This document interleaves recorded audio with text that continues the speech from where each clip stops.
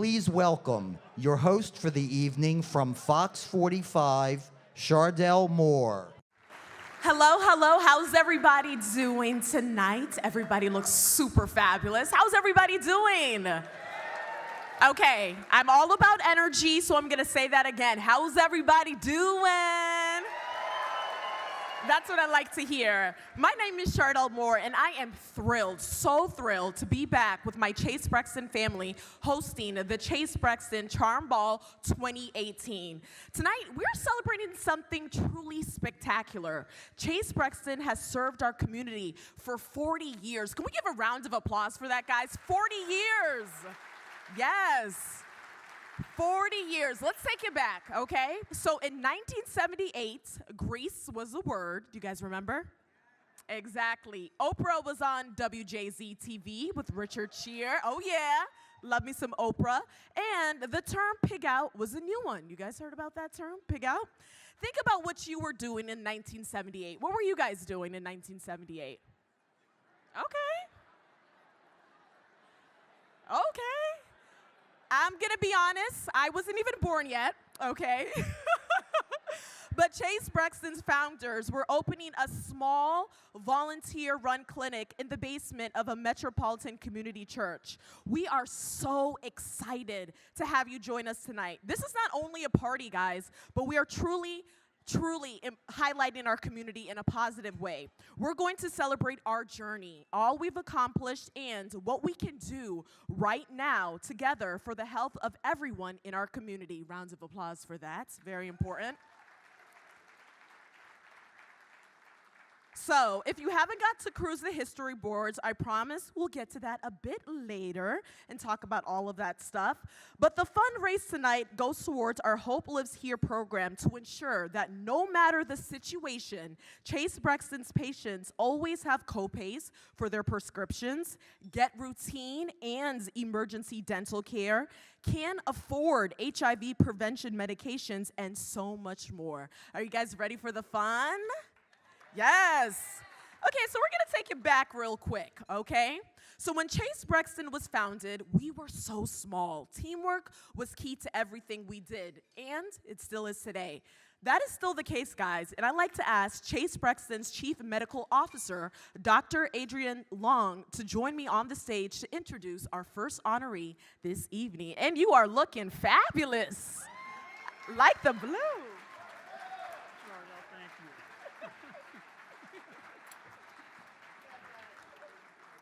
Chardell, thanks very much for that introduction, and thank you all for being here this evening for this wonderful occasion.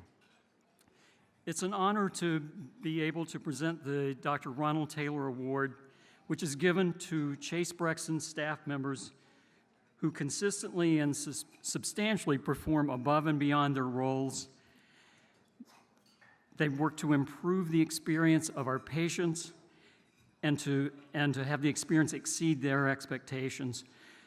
Employees who foster collaboration and encourage the growth of the Chase Brexton community. They also work to enhance patient services and satisfaction, and who truly exemplify the mission of Chase Brexton. I should also mention that the recipients of this award are nominated by their colleagues. This year's winner is truly deserving of this award. As the person who nominated him said, Dr. Friba Fakiri noted in her submission, he is so good at what he does that the ops team has entrusted him to be one of the few that has privileges to adjust the provider's templates. And for those of you who are not in healthcare, that may sound insignificant. But that level of trust that's given to him by the administration and by providers is invaluable. I have the honor of presenting this year's Dr. Ronald Taylor Award to Michael Schilling.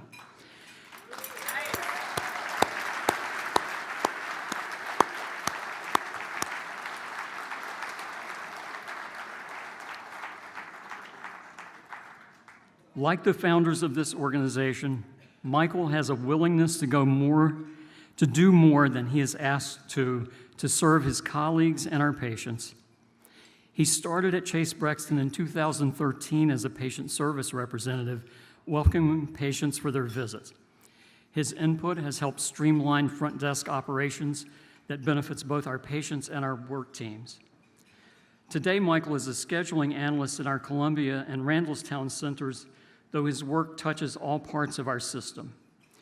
He interacts with the care teams, the front desk teams, and the operations group, and supports the professional practices committee and the pediatrics group as well. As you can imagine, he is known, well-respected, and well-liked throughout the organization. He serves as a crucial link between our medical staff and the administrative team, and Michael goes above and beyond his regular duties to ensure that patients receive the best service possible. From ensuring all provider productivity numbers are accurate, which is really important these days, and to using his knowledge of 5 languages, I barely know one, to help interpret during patient visits, Michael is a vital and indispensable member of the Chase Brexton team. I'm honored to present the 2018 Dr. Ronald Taylor Award to Michael Schilling.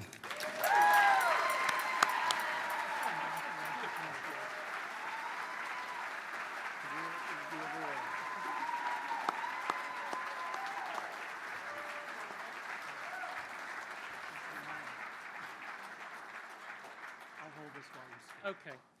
I would just take a few seconds here to thank a few key people. First of all, I'm very grateful to receive this honor.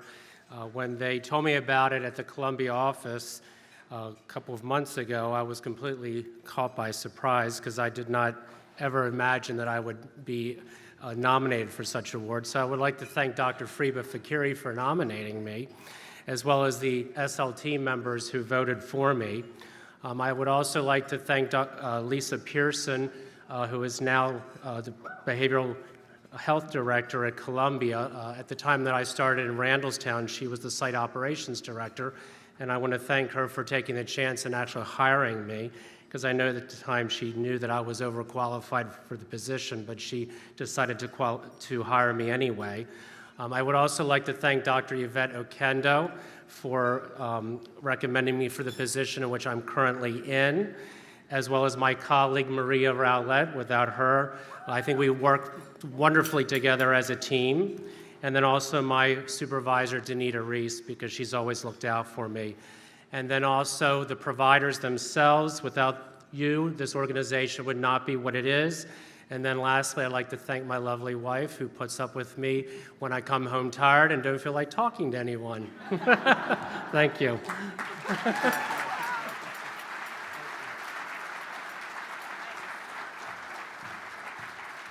Congratulations, Michael. One more time for Michael, guys. Great work. Amazing. In the last 40 years, hundreds of volunteers have been a part of Chase Brexton. We are honored to be giving this award tonight because it reminds us of the gift our board members give. Now, you have to understand, serving as a board member with Chase Brexton basically means taking on an unpaid part-time job with executive responsibilities. We are incredibly grateful to all of our dedicated board members throughout our history. I'd like to ask all who served on Chase Brexton's board of directors in the last 40 years to please stand. Amazing. Yes. Remain standing and may be recognized for their work they have done to support Chase Brexton through challenges and change. Incredible individuals. Fantastic. Right now, please welcome past board president and former board member, Marianne Fascinette. Did I get your name right? Oh.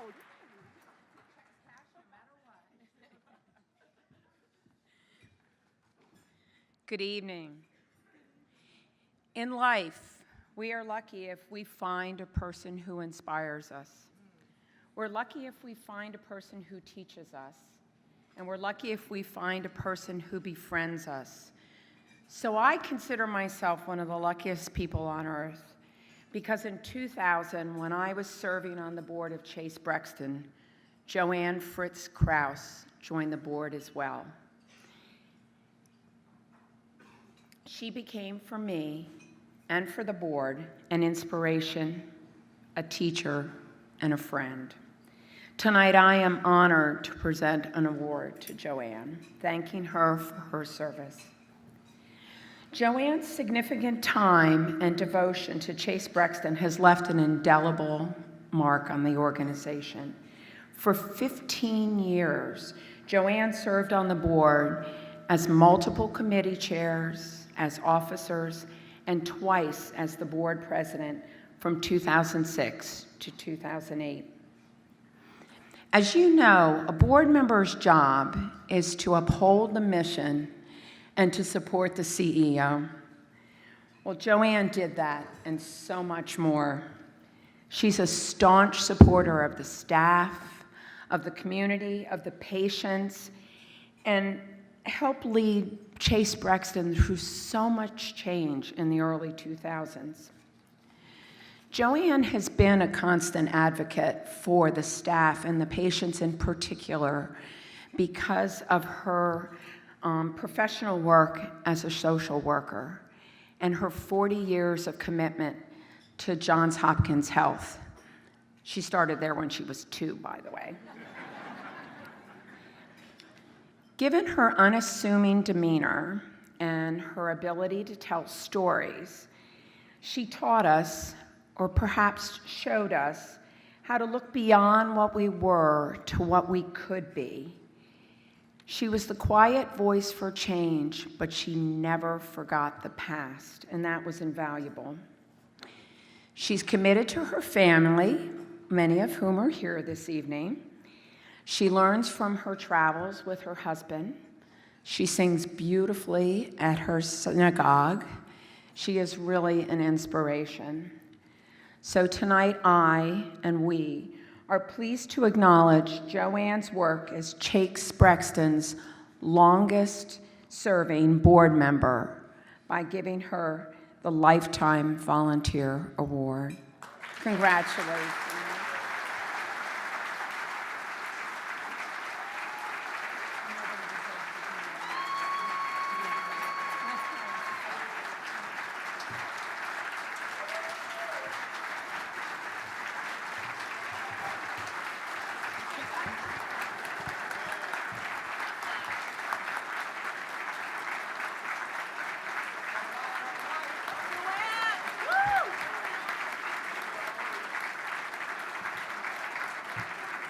Enough.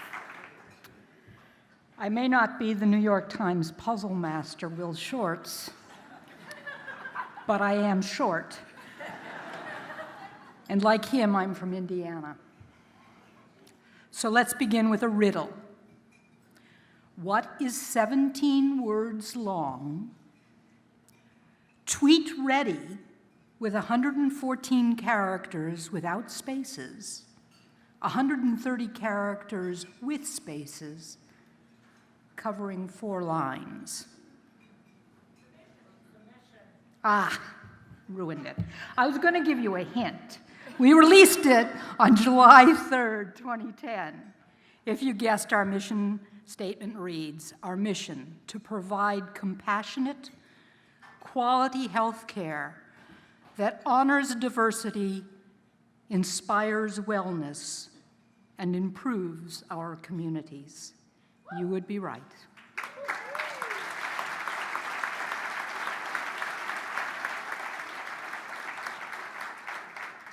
This was the 3rd iteration of the mission statement on which I worked. And the 3rd time was a charm. There you go. Pun intended. For all of the excruciating wordsmithing Dr. Tracy Gersh and I did after a board retreat, coming up with a 2nd statement, it didn't grow with us. At my first retreat, Marianne Facente and Griff Hall taught me that the board owns the mission, but that it is still a partnership with staff. Dave Shippey noted, we want the statement of our mission to clearly convey our passion for quality care, commitment to inclusion, and reach of our services so that we can successfully communicate to new patient populations, as well as build community support for our services. I am very proud of who we were, but I am even more proud of who we are becoming.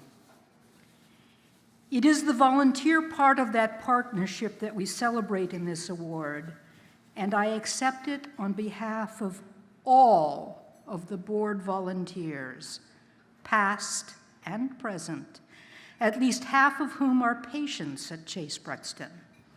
I join with my leaders, Marianne Facente, Sean Carrick, Les Pitton, Guy Van Tiglin, Kim Price, Carolyn Kennedy, and now Sam Fuller, in having had the privilege to preside over a passionate and thoughtful group of people who unselfishly shared their time, their talent, and their treasure.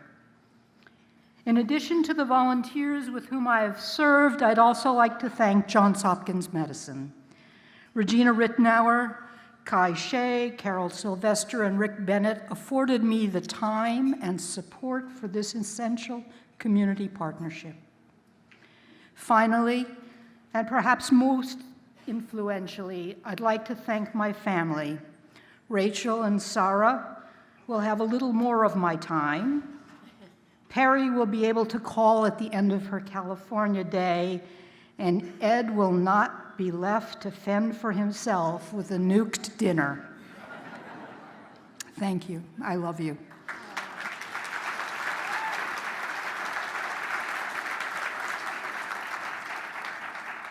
Jeremy Walston, whose work made the New York Times most emailed articles this past week, recruited me to board service, and then he retired.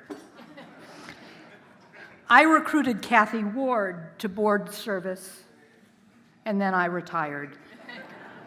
Term limits kick in at 9 years now. Thank you.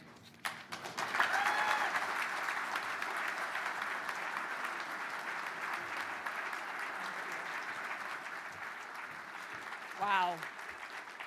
Now let's take a peek at the groundbreaking work Joanne and so many of you have been a part during the last 4 decades.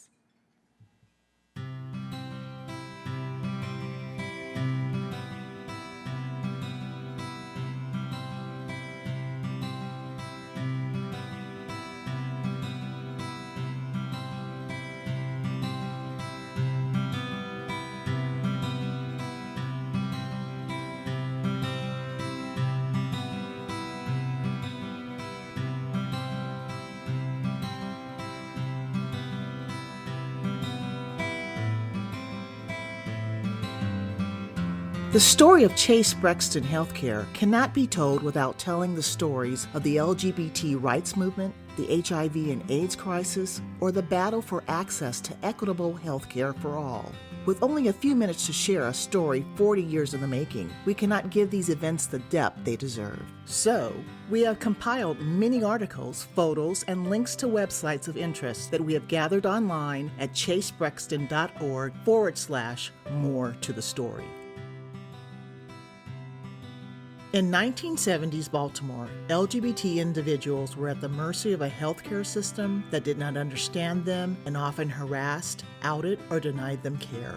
Across the nation, LGBT people were mobilizing, and in the decade after the Stonewall riots, more than 1,000 LGBT organizations were established across the nation in the 70s, including, in 1975, the Baltimore Gay Alliance. Along with establishing the Gay Community Center of Baltimore, today's GLCCB, and with instrumental assistance from the Baltimore City Health Department, they secured a $10,000 grant for the Centers for Disease Control and Prevention. In 1978, Baltimore's volunteer-run gay health clinic for sexually transmitted diseases was opened. 2 hours, 2 nights a week, and for a donation, LGBT folks were able to get a thorough STD checkup. The work was rewarding, but a struggle. Volunteers battled blatant and covert homophobia from their bosses and the clinic's landlord, and struggled for financial support. As one of the clinic's first providers, Dr. Bernie Branson noted, "The clinic runs on a shoestring budget. Where else can you get to see a doctor for $5? More services for VD are available at the clinic than through private doctors, yet it could all disappear before you had time to say homophobia. By 1981, 6,000 individuals had received care from the clinic, and while the CDC and the New York Times wrote of a mysterious gay cancer, the clinic was focused on local concerns: syphilis, gonorrhea, and hepatitis. Shortly after the clinic moved into its own space in the GCCB building on Chase Street in 1982, everything changed. When young, otherwise healthy men began getting the telltale cancers and infections, the clinic and the many providers in the community knew AIDS had arrived in Baltimore. The lack of testing and treatment options, confusion about the disease's cause, and the overall loss and pain was breathtaking. At least half of those with AIDS would die. As discoveries and advances were made, the clinic grew, becoming one of the only 2 anonymous testing sites in Baltimore. And in 1986, the newly named Chase Brexton Clinic received a city grant to add HIV medical treatment services 1 night a week. The clinic feared not being able to manage the need. Within the next few years, though, Chase Brexton Clinic, known for its expertise, was open 5 days a week, adding psychological services, launching HIV plus support groups, and taking new patients who had to be turned away by Johns Hopkins' overloaded Moore Clinic. The AIDS crisis brought issues that became points of contention and division. In 1989, the clinic sought to separate from the GLCCB and independently incorporate to gain access to funding and grants. Many in the GLCCB and community were skeptical of this saying. Without the oversight of the GLCCB, the clinic might eventually be taken away from our community. But the clinic argued, we have to recognize that AIDS isn't discriminatory, so we cannot be. Maybe this first-rate medical clinic is what we, as the gay and lesbian community, offers the community at large. A community already devastated by the AIDS epidemic roiled through a splintering debate which ended with the clinic separating and becoming an incorporated entity. In the 90s, Chase Brexton purchased 1001 Cathedral Street, for which the community donated nearly $290,000 needed for renovations. When it opened in 1995, Chase Brexton unveiled the Wall of Courage, Maryland's only AIDS memorial. Since the beginning of the epidemic, the community and Chase Brexton staff and volunteers had suffered unfathomable losses. This memorial served to honor and preserve those who died as a part of the community. Throughout the 90s and into the coming decade, the organization held monthly memorials in honor of those who died. Chase Brexton would take on greater endeavors for the benefit of their patients and communities throughout the 90s and first decade of the 2000s. They would become the first historically LGBT organization to become a federally qualified health center and the second to receive Joint Commission accreditation. They would become founding members in managed care partnerships such as Priority Partners and Healthy Howard to benefit the medically underserved. They'd add an in-house pharmacy to ensure those without insurance would still be able to get their medicines. They would participate in research and work through many AIDS treatment trials and unique therapies such as hyperbaric oxygen therapy and transfusion. They would receive a special program of national significance grant with evaluation assistance from Johns Hopkins and institute a new type of HIV treatment program involving integrated medication adherence counseling. Patients with HIV were able to receive a continuum of integrated care that enabled them to better adhere to the still complex but more successful heart treatment regimen. Chase Brexton would open 4 centers and begin to provide an array of services, including HIV counseling, testing and treatment, LGBT affirming family medicine, women's wellness, trans care, general dental, nutrition, behavioral health with behavioral medicine, and an intensive outpatient addictions treatment program, case management, nursing services, medication support, pharmacy, and lab services.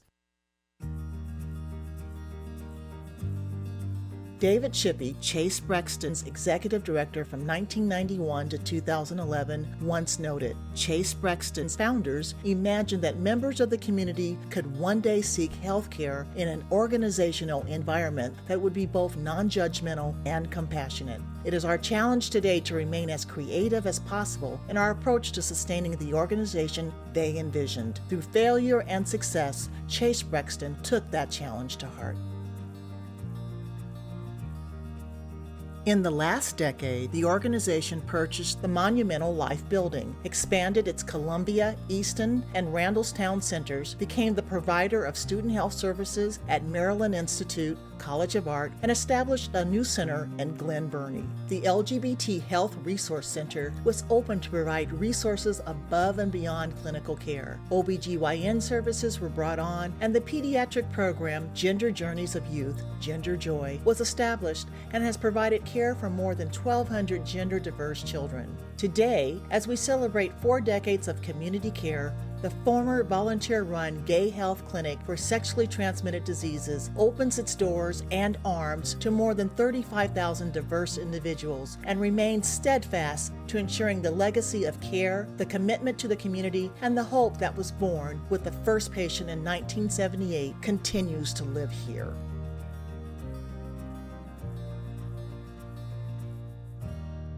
Wow. Amazing. That was incredible. To think how much Chase Brexton has grown through the last 40 years is astonishing. Before we present the next award, I'd like to express a heartfelt thank you to all employees and volunteers who have served Chase Brexton in from the 70s through today. If you were ever a volunteer, been a board member, or worked for Chase Brexton during the 70s and 80s, please stand and remain standing. 70s and 80s? There we go. Nice. Love it. How about if you were part of Chase Brexton in the 90s? Okay. Love it. Great work, guys.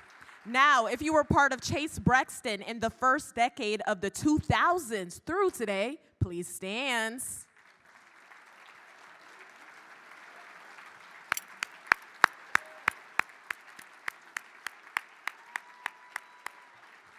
And finally, applaud yourself. You guys could have been anywhere, but you're here with us today. And by being here, you are continuing to build a community institution that cares for more than 34,000 patients annually. Let me say that again, 34,000. And it really does take a community to build an institution like Chase Brexton. And I'd like to invite Chase Brexton CEO, Patrick Munch, to the stage to present the Community Partner Award.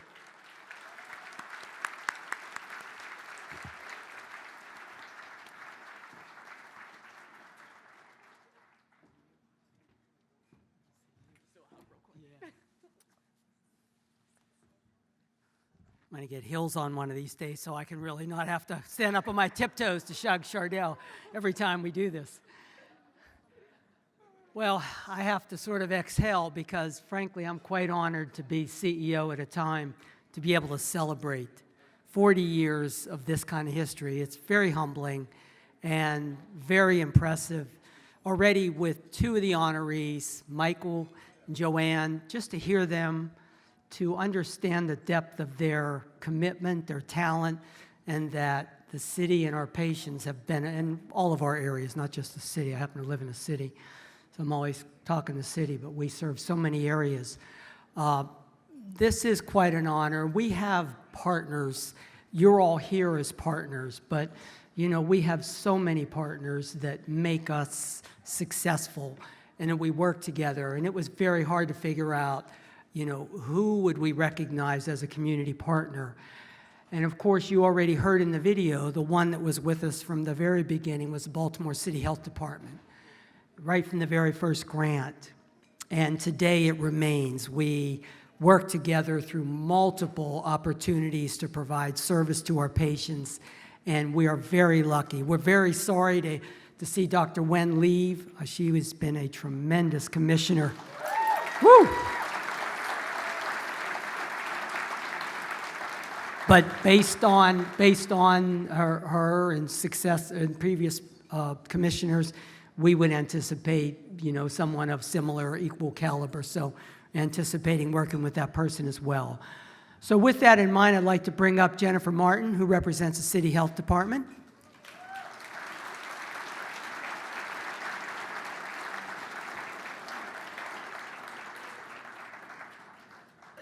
we have anything to give her?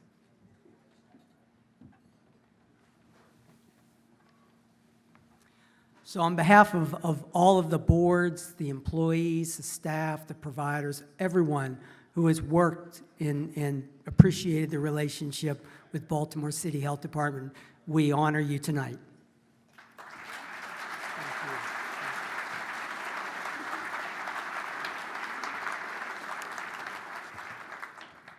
Thank you very much.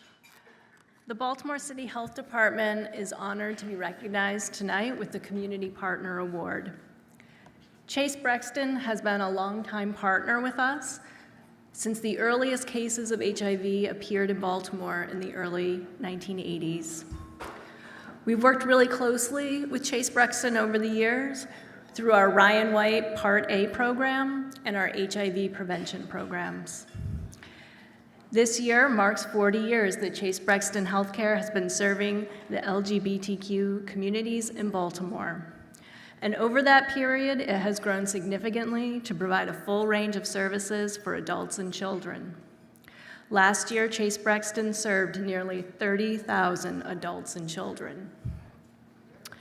Through our partnership, Chase Brexton and the Health Department are working to ensure that every person has access to quality, affordable health care.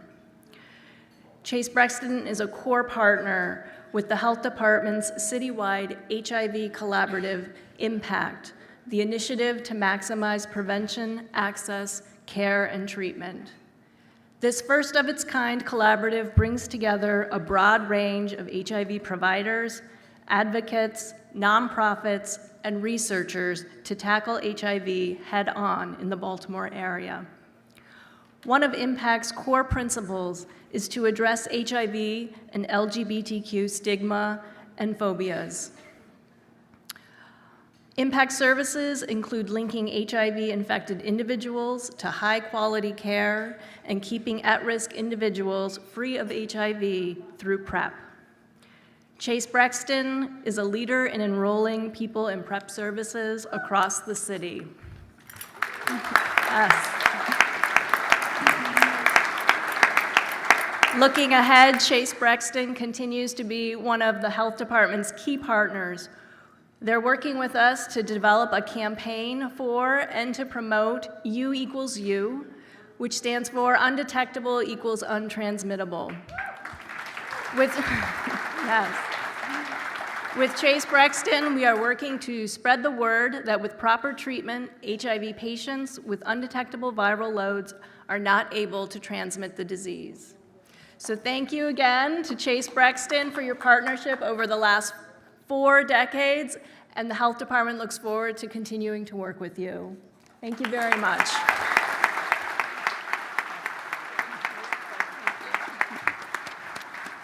One more round of applause again for the Baltimore City Health Department.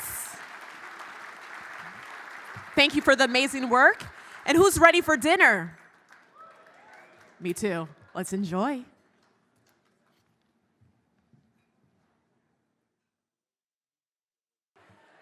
Okay, guys, welcome back. Are you guys feeling good? Feeling stuff? So the dinner was absolutely amazing, wasn't it? Yes. You know what else is amazing? All the support you're giving tonight is going to help Chase Brexton's patients. Together, we are building a healthier community. From over the bridge in Easton, to Talbot County, to Randallstown, Baltimore County, Carroll County, to Columbia, Howard County, Glen Burnie, of course, Anne Arundel, and we can't forget Bmore. right here. Tonight, Chase Brexton's patients in your community are getting support to live stronger and healthier lives. With that, I'd like to invite Philip Santoli of Allied Universal to share why he and his organization have been dedicated supporters of Chase Brexton for nearly a decade. Round of applause, everyone.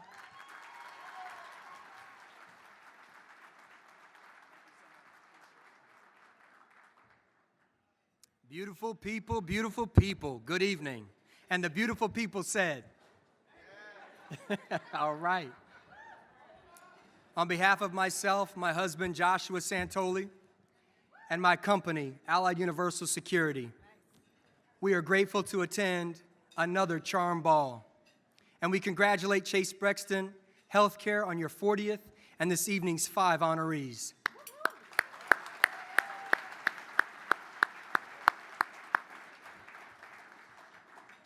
Allied Universal Security is pleased to be a part of Chase Brexton's community and tonight's efforts. We've chosen to support Chase Brexton for nearly the past decade because your mission aligns with ours. We too care and serve the people in our community. Daily, our security officers work in Chase Brexton's clinics, providing welcoming and safe environment for Chase's 34,000 patients. We have more than a dozen security professionals working in Chase's number of locations, and I'd like to share just one story. They say you can measure the number of seeds in an apple, but you can't measure the number of apples in a seed. Security professional Brian Dolbo founded D&B's Baltimore Love, a non-for-profit, in honor and in memory of his friend Demetrius Malasham. And its purpose is to continue the mission of providing critical resources to those experiencing poverty and homelessness in Baltimore. And it strives to inspire and to encourage others to serve their communities. B&D's Baltimore Love is a fruit of Chase Brexton's seed. On behalf of Allied Universal's Mid-Atlantic region and our Baltimore team, led by General Manager Brian Lytle, thank you for all your efforts and your work in keeping our community healthy. We are proud to partner with Chase Brexton's Healthcare, and we wish you continued success in the coming decades. Congratulations once again. Thank you so much.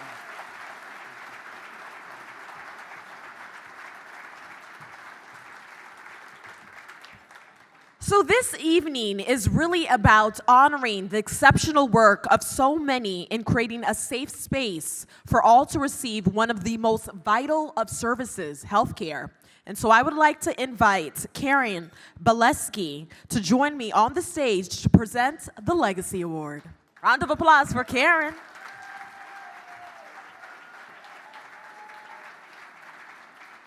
I have a big voice. I probably don't even need the mic. Good evening. It is my distinct pleasure to present the Legacy Award tonight. The award is being presented to a true friend who is also the father of the pugs I take care of, who has been through so much and fought for so many. In 1992, Franklin N. McNeil Jr. joined Chase Brexton Clinic Board of Directors and became an integral part of the Chase Brexton family. In addition to serving on the board from 1992 to 2002, Frank and his philanthropic husband, Paul Fowler, demonstrated their devotion to Chase Brexton's mission by hosting the Tulips and Juleps fundraisers at their home for 3 years. They have also opened up their home for other Chase Brexton events. In addition to serving on the board, Frank served on or led the events committee of Chase Brexton's board for many years. Frank's unwavering support of the community is evidenced by the many leadership roles he has held within the non-for-profit communities that seek to empower lower income and the LGBT communities. Frank and Paul were very active in the Marriage for All efforts in Maryland.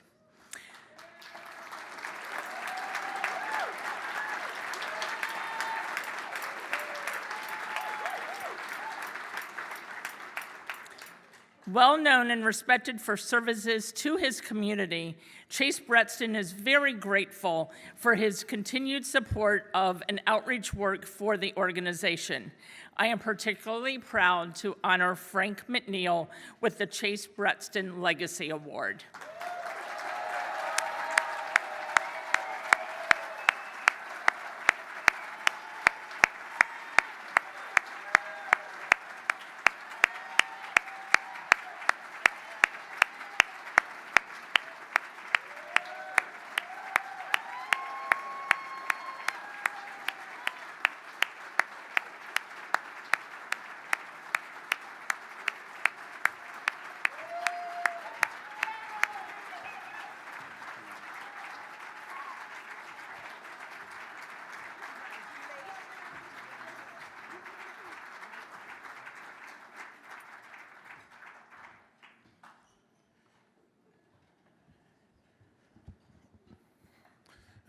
The speaker earlier tonight was correct. You guys are all fabulous out here.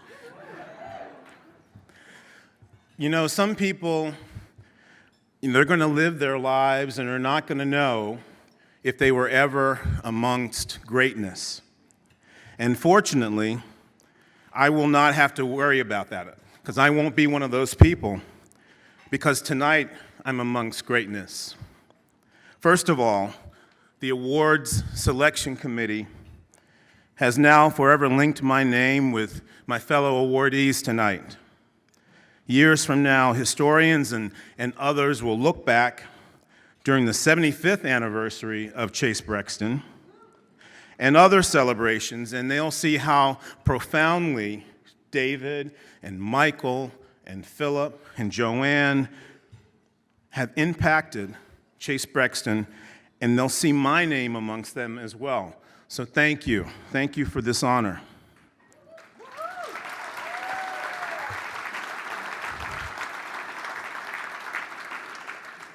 Secondly, I work for an organization that not only values diversity and inclusion, but they celebrate and acknowledge my involvement with organizations like Chase Brexton and others. And in fact, some of my colleagues are here tonight, and one of them with whom I work closely ends all his emails with "be well and do good." So how can you not be among greatness when your colleagues have that sort of attitude? So thank you to PNC for sponsoring the night and for being here as well.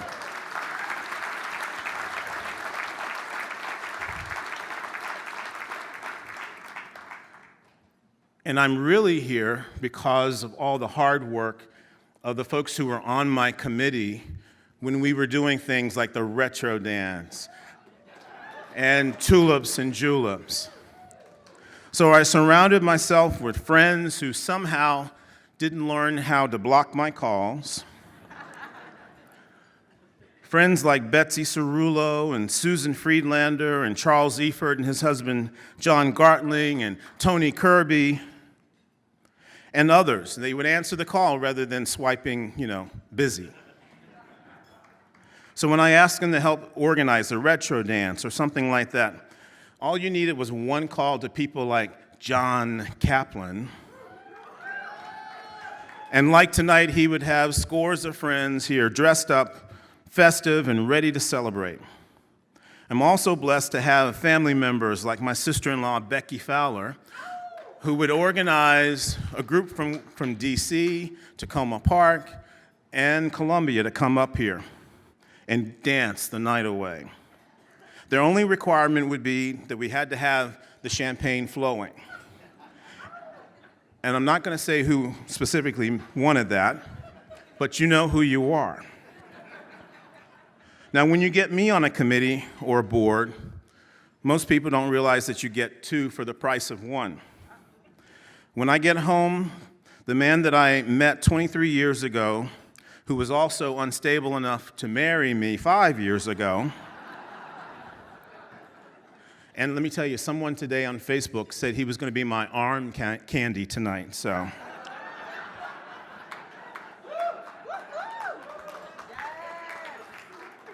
So that man who was unstable enough to marry me 5 years ago starts to pepper me with questions. Who's catering? Where is the DJ going to be set up? Who was at the meeting? Do you have enough champagne for Teresa and Vicky? Oh, I'm sorry, I wasn't supposed to mention. Any and all awards or accolades that I have received during these past 2 decades are due to his love, support, and constant encouragement. And like the song goes, there's nothing that I can't do or accomplish without you by my side.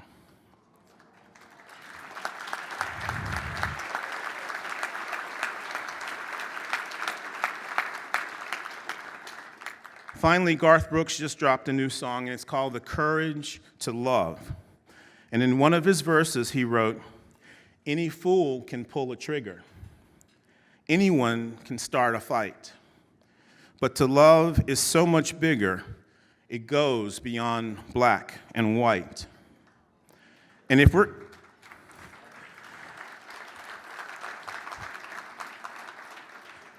going to leave our children a future that is bright, then the truth must be the answer, and love must be the light. So thank you to all of you for supporting Chase Brexton, because over these past 40 years, they have had the courage to love people who were HIV positive or who couldn't afford health care. And over the next 40 years, they will work to give all children, especially those who are LGBTQ plus, a future that is bright. Thank you.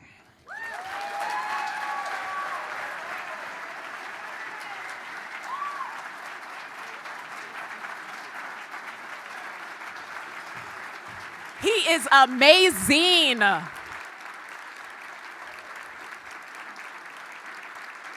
Your passion, your energy, very inspiring.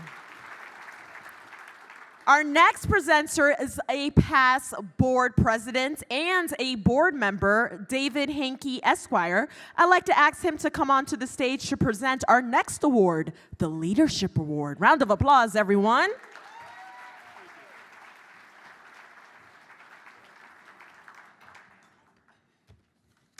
Tonight we honor someone who, more than anyone else in the history of this organization, was transformative and turned Chase Brexton on the path to be the organization that it is today. I speak, of course, about David Shippey. Let's look back 27 years to when David joined the organization in 1991. The HIV crisis was at its peak. Chase Brexton was operating out of small, cramped quarters in Mount Vernon in the old Medical Arts Building. It had a largely volunteer organization at a time when the demands for its services were exploding exponentially. And what did David do? David did what he always does. He did lots of fabulous things. He moved the organization up onto Cathedral Street, at 1101 Cathedral Street. He instituted an innovative case management system that helped each of our patients access their care and access other benefits that they otherwise might not have obtained. He opened the organization's in-house pharmacy, which allowed our patients to maintain their regimen of medications far more easily than they were otherwise. He added dental care. He expanded mental health care and added an array of other resources for our patients. Throughout all of this, he never lost touch with the roots of the organization in the gay, lesbian, transgender, and bisexual community.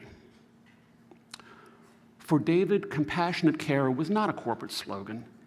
It was the guiding star for him and for the rest of the organization. Tonight, I do not think that I exaggerate in the slightest when I say that hundreds, if not thousands, of Marylanders are alive and well today because of David's judgment, his foresight, and his tireless work on behalf of Chase Brexton.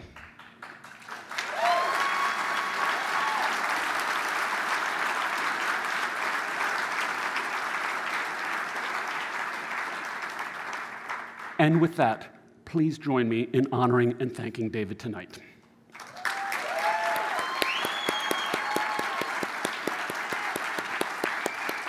Oops.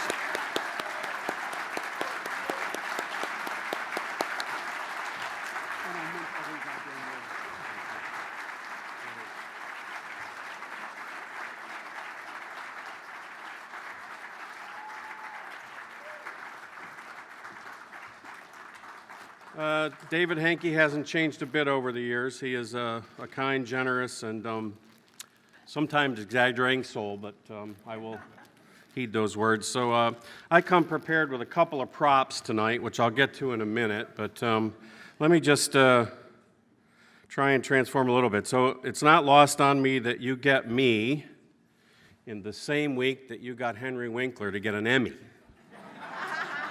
So old guys still have it, right? So I was never really a big disciple of Stephen Covey, but I tried to co-opt at least 7 things from my experience here that I thought might serve anyone thinking about leadership, I guess. And I think I tried to capture the ones that I felt really helped me not only manage this organization, but try and get it to a better place. And I think in many days, helped me tolerate things. So I think all the learning in graduate school and undergraduate school and all the things that you do to prepare for a career in healthcare are great.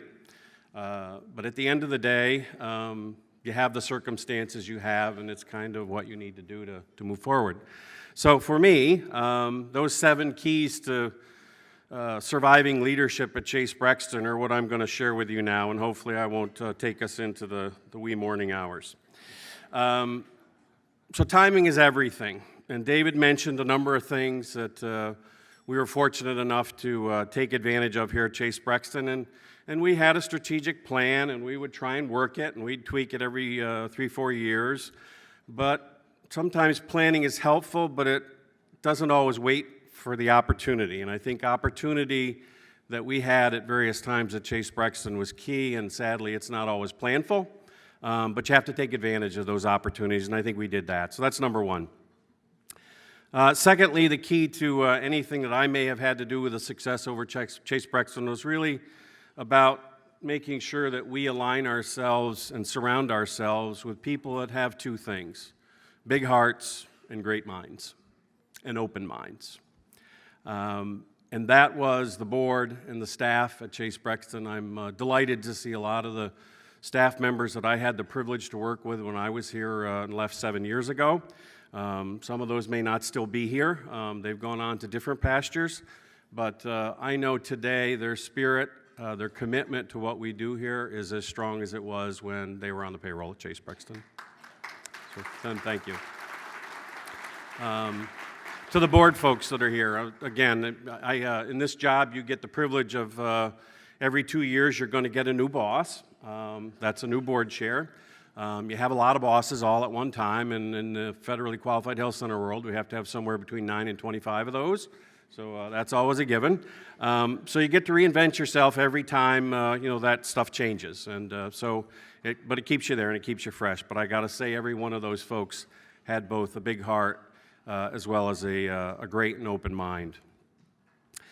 Thirdly, let me just say that I think you have to let the heroes around you motivate you every day.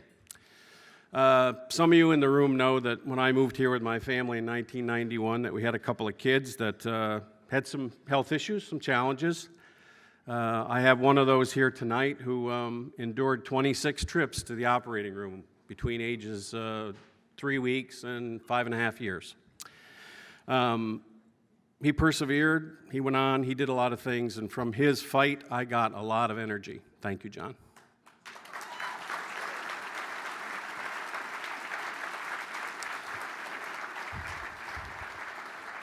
And the next individual, I do not know if she is still on the payroll at Chase Brexton, but we find heroes in very interesting places. And one of the great things about Chase Brexton is that we had a lot of volunteers over time that would eventually maybe become an employee.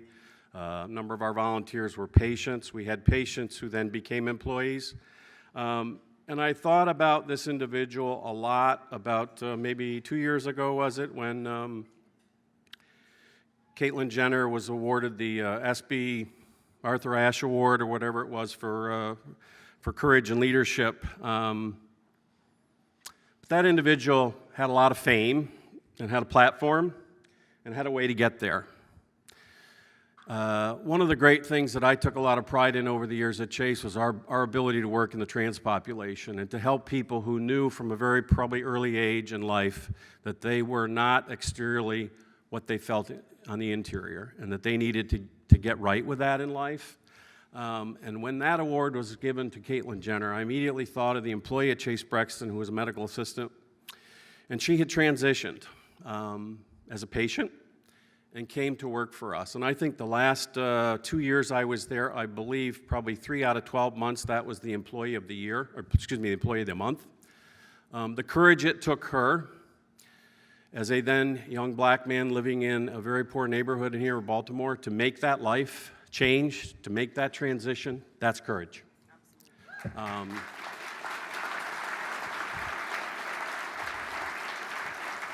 So that was definitely very motivating, and thousands of patients over the years at Chase that many that were board members, some of you board folks remember us at the Joseph Ritchie House going to a board meeting so that at that time Bill Chavis, who was on the board, could attend his last board meeting with us. I remember the emotions that were there that night. I wouldn't have done it any differently, and I think many people, for many of them, I'm sure that was a highlight of their year as well. In this position as CEO, I had the opportunity, and I would say anytime you're in a position of leadership, and I don't think you need to be the CEO of the organization, you can be the CEO of the mailroom clerks, as Jimmy Buffett says in one of his lines. But when you are in that position of leadership, you need to damn well take advantage of your ability to advocate for others because you have a platform. It's not in the job description, but you damn well better get yourself out there and get out in front. And I think we had the opportunity to do that in Chase, and I certainly tried to empower the leadership staff there at Chase to do that as well. So otherwise, and although I didn't grow up Catholic, I've learned a lot about the sins of omission and commission. If you don't take advantage of the advocacy thing, that is a sin of omission. So stick with that.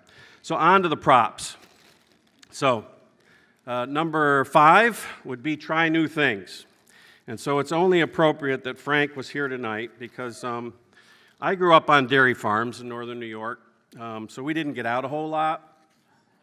So when I came to Chase, I think we might have been early 2000s, Frank, but Frank thought it'd be great to hold one of those functions at his house with one of these. And I don't know if everybody knows, other than Frank and a few of you that were there. Do you know what these are? Ascots, right.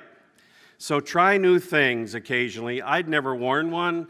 I looked all over hell for this thing, and I found it, I think in a train station in D.C. They don't sell them in a lot of places. So, Frank, thank you for allowing me to try new things.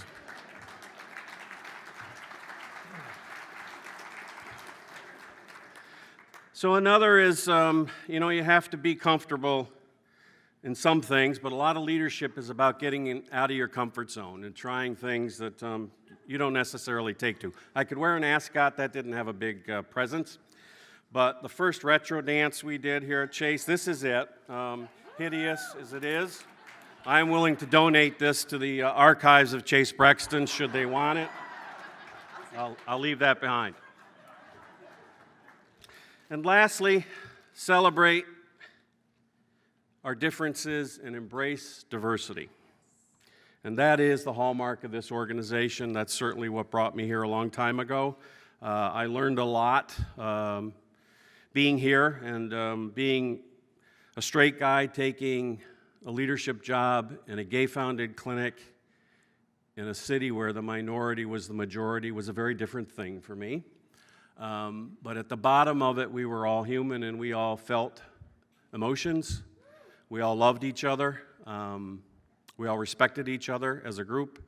And at Chase, if we had people in the waiting room that were kicking up a fuss because, somebody next to them, a same-sex couple, were being, some public display of affection, we would have to remind them that we had to respect everybody there. So the last piece around diversity, in 1996, I believe, at the Chase Brexton holiday party, we would do one in-house, and then we'd do one off-site. This was the gift I got this year. It was the first run of Jerry Garcia ties. And it's the first of the 5, there was a 5-series tie collection that he started with. This one is entitled Plant Person. Do you want to guess what's on there as plants? So you can see poppies and you can see a purple familiar leaf, which is very familiar now in many states in the United States. But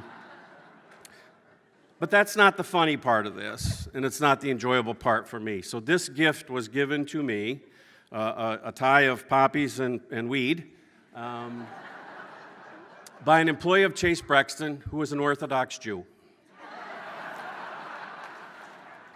And that says it all. We loved each other. We figured it out. Thank you for tolerating me for 20 years and for the opportunity to be back.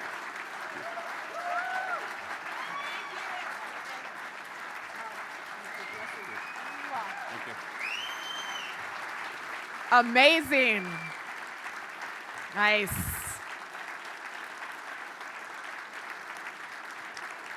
Like David, like Frank's passion and support, each of you here tonight are helping to ensure every patient receives care above and beyond. For something as simple as a copay for an annual checkup to something as overwhelming as eviction prevention, you can see the numbers. You provide all of the help shown on the slide. But there's something so much more that we can do right now. Please welcome Petra Compel from Compelling Events and Entertainment to lead our live auction for the Hope Lives Here Fund. Petra.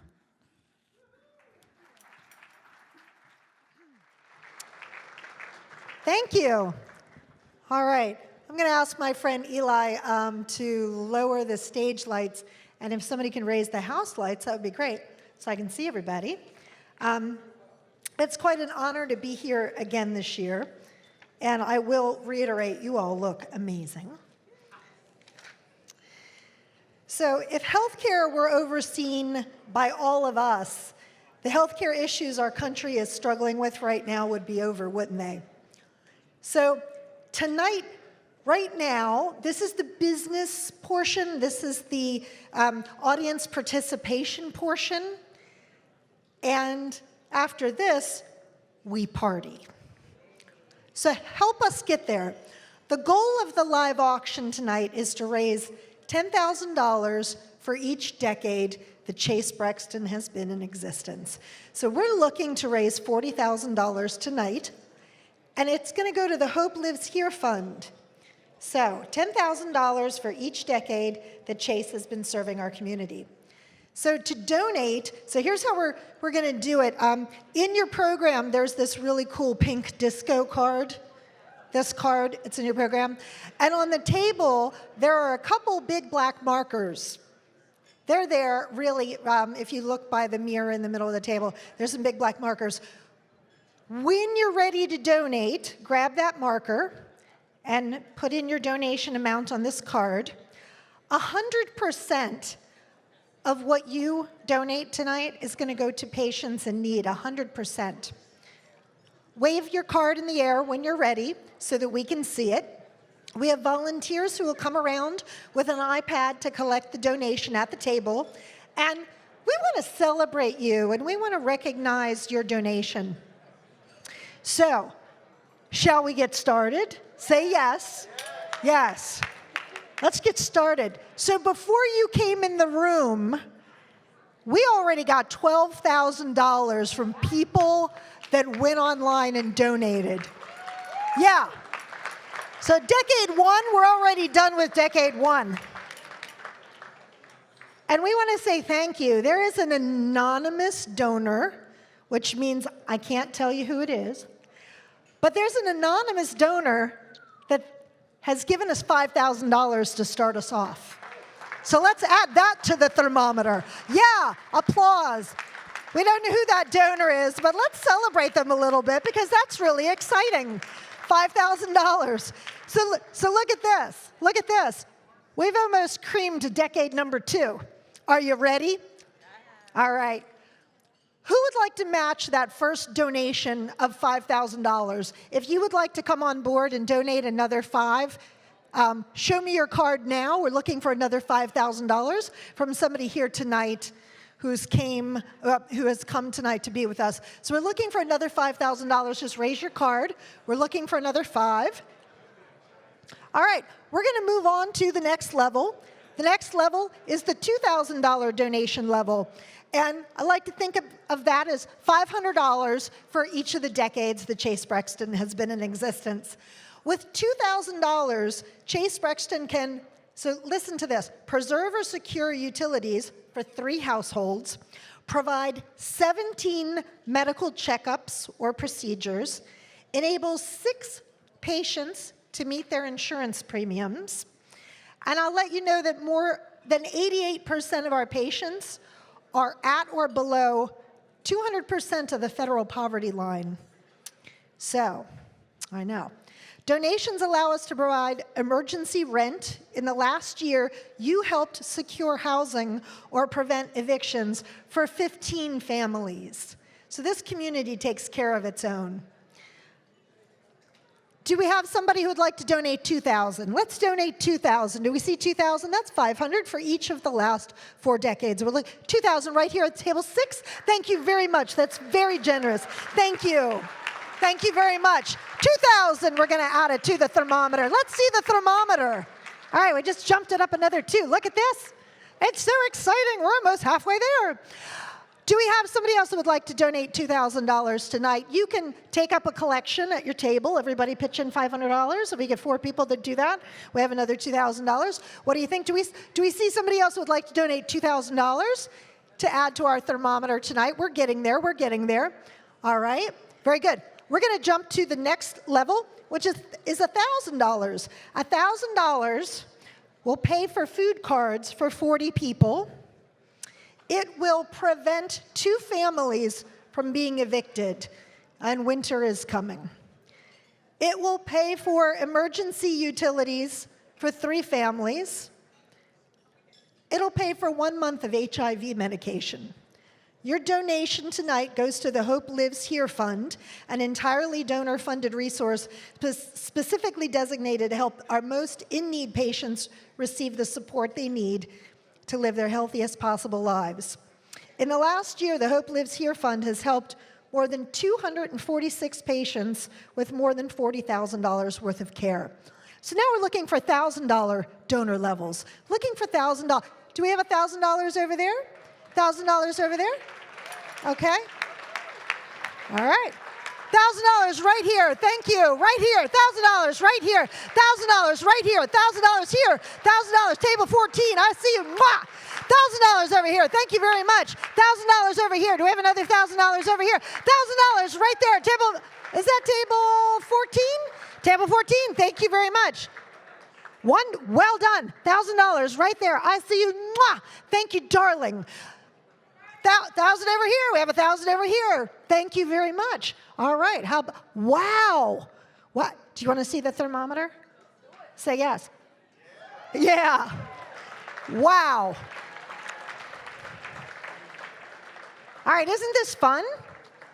And we're almost done. How about that? We're going to move to the $750 level, $750. We'll pay for 5 eyeglasses, 7 well baby exams, 17 behavioral health visits. The average Marylander makes $58,000 a year. More than 88% of our patients make less than $24,000 a year. Who will give $750? Who can give $750? $750. Put it on the card. We're looking for $750. $750. $750. Fill in your card and wave it at me like a crazy person. Looking for $750. $750. We're looking for donors at the $750 level now. Do we see them? What do you think? Shall we go to the next level? All right. Yeah. That's enthusiasm over here. $500 could pay 500 could pay for one patient's housing for an entire month. Oh, we have 500 here. She's so ready. She's so ready. She's like, yeah, let's do it right here. Table 5. Nicely done. 500 over here. 500 right next to him. 500 over here. Do we have another one? 500 in the back. 500 over here. 500 right there. Mwah! Thank you. 500, 500, 500. Nicely done. Oh, wow. Thank you. Thank you. Another 500 here from table 6. Thank you so much. Well done. She's got the checkbook, but she let him hold the card. I see you. Anybody else want to give at the $500 level? That's fantastic. All right. Let's look at the thermometer again, because this is fun, right? Yeah, this is fun. $250 will cover a hearing aid for a person in need. 10 pillboxes, calendars, and education for complex medical patients. 10 addiction copays. We're looking for $250 now. $250 right here. $250 right here. $250, $250, $250, $250, $250, $250 in the back. $250 right next to you. $250 right there. Mwah! $250 right there. Well done. $250 over there. $250 from you, dear. $250 high table by the door. I see you, darling. $250 right there. Oh, mwah! Yes. $250. $250 right there. Yay! Ah, a lot of 250s. This is good. Mwah! Thank you. And our volunteers are coming around to collect those donations. Thank you so much. Okay, so at this time of year, Starbucks releases the pumpkin frappuccino, right? Yeah. Okay, if you just don't drink 10 of those, you can donate $100 to us, right? $100 will pay for 2 dental visits, 4 emergency transportation vouchers, and I like this one, 10 farmers market vouchers. I'm looking for your Starbucks money, because you don't need the pumpkin frappuccino. It has 800 calories. Let's do $100. $100 in the back, $100 on the side, $100 here, $100 here, $100 over here, $100 over there. I see you. 100 on the side, 100 right here, 100 right here, 100 up in front, 100 up in front. Well done. 100 in the back, another 100 in the back. Hello, table by the door, another $100 from you, and another $100 from you. 100 here, 100 there, 100 there, 100 there. Oh, yes, 100 on the side, 100 right next to you, 100 right next to you, and a new one, 100 right there. I see you. 100 over here, 100 right there. Hi, guys. 100 in the back. Yay, in the back. $100 over there. Wonderful. 100 on the side. Hello, darling. 100 over here. Hi. Yes, 100 there, 100 there. Oh, this is good. You don't need the pumpkin spice latte. 100 in the back. That's right. Give me that Starbucks money, baby. 100 right there, 100 right there. Well done. All right, was that fun? 100 right there. Oh, hello. I see you. Ah, this was so good. I feel like Oprah giving away cars. 100 right there. Thank you. 100 right there.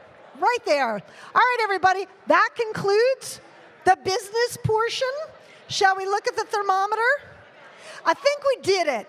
I think we did it. Give yourselves a big round of applause. Yeah.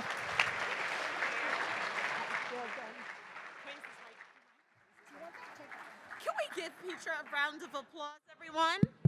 Can you hear me now? There we go. She was on it. Wasn't she on it? She was awesome. So we did it. Thank you all for being part of that awesome auction and for your very generous donations to the Hardship Fund. If you didn't get to participate, we're still accepting donations right at our registration table. And you can get a raffle. You can buy one arm's length of raffle tickets for $20 and see what you can win. It's a surprise. Plus, the wine auction is still open. Purchase a cork for $25 and you will receive a corresponding fantastic bottle of wine. Who loves wine here? I mean, everyone, right? As well as many vintages worth over $20, nice, and 1 or 2 in the $100 range. But before we go to enjoy the after party with some desserts and dancing and drinking and so much more, I think we should do something a little different, a little special.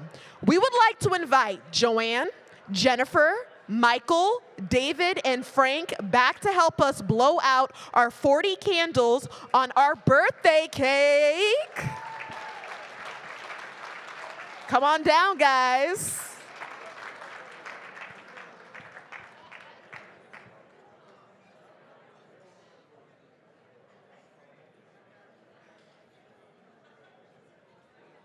This is a nice looking cake.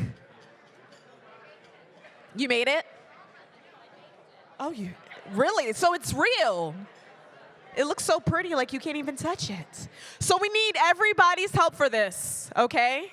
We're gonna sing happy birthday. Remember, 40 years, that's amazing. And as I said before, you guys could have been anywhere, but you chose to be here today. We thank you guys for your support, your dedication, and we're gonna have a real party. Who had fun tonight? Yes. Who wants to lead? Who has the best voice? Okay. Bless us with your vocals. Happy birthday to you. Happy birthday to you. Happy birthday, Chase Braxton. Happy birthday to you.